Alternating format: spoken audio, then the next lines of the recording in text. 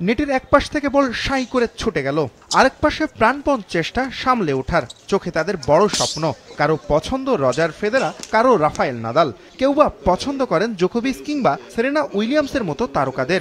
হতে চান তাদেরই মতো একজন, এমন গল্প এদেশের একদল টেনিস প্রেমীদের।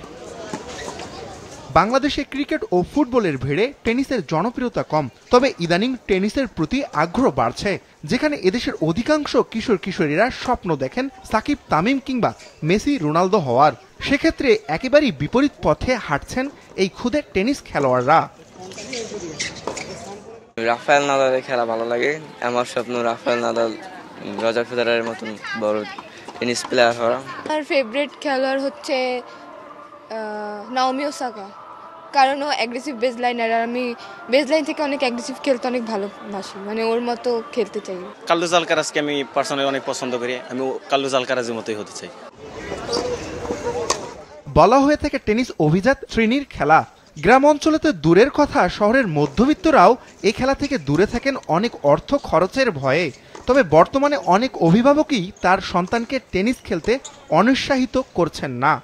ওর কাছে মনে হয়েছে যে আমি সবকিছু মেনটেন করে টেনিসটাকে ধরে রাখতে পারবো। সে যদি মোটামুটি ভালো প্লেয়ার হয়, খেলাটাকে ধরতে পারে, তাহলে সে এটা আজীবন ভালো একটা পজিশনে যেতে পারবে। আমরা চাচ্ছি হলো টুর্নামেন্ট।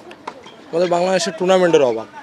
অন্যান্য দেশে যেরকম অনেক টুর্নামেন্ট হয়, মাসের মধ্যে 2-3টা টুর্নামেন্ট হয়, আর আমরা বছরে একটা টুর্নামেন্ট পাই না। আমাদের দাবি প্রতি বছরে মিনিমাম 6 থেকে 7টা টুর্নামেন্ট করা। ডেভিস কাপকে বলা হয় টেনিসের বিশ্বকাপ, যেখানে বেশ কয়েকবার খেলেছেন দেশের অন্যতম সেরা টেনিস খেলোয়াড় জারিফ আবরার। দেশের টেনিস নিয়ে দারুণ আশাবাদী তিনি। ট্রেনিং স্পন্সর মেনলি এগুলো পেলে আমরা একটু বেটার করতে পারবো, বিকজ বাংলাদেশে এখন টেনিসের অবস্থা ওরকম ভালো না। বাট আমার মনে হয় যদি আমরা সঠিকভাবে যাইতে পারি, দেন আমরা ভালো কিছু পাবো। সরকার পরিবর্তন হওয়ার পর সম্প্রতি যে 9টি ফেডারেশনের অ্যাডহক কমিটি ঘোষণা করা হয়েছিল, তার মধ্যে টেনিস অন্যতম।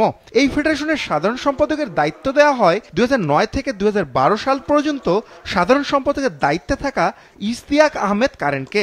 2025 সালে ঝিমিয়ে পড়া টেনিসকে আবারও জাগিয়ে তুলতে চান তিনি। আমাদের সামনে বড় টুর্নামেন্ট আছে, ন্যাশনাল টুর্নামেন্ট। আমরা প্রত্যেকটা বিভাগে টুর্নামেন্ট করব, মানে 6টা বিভাগেই করব।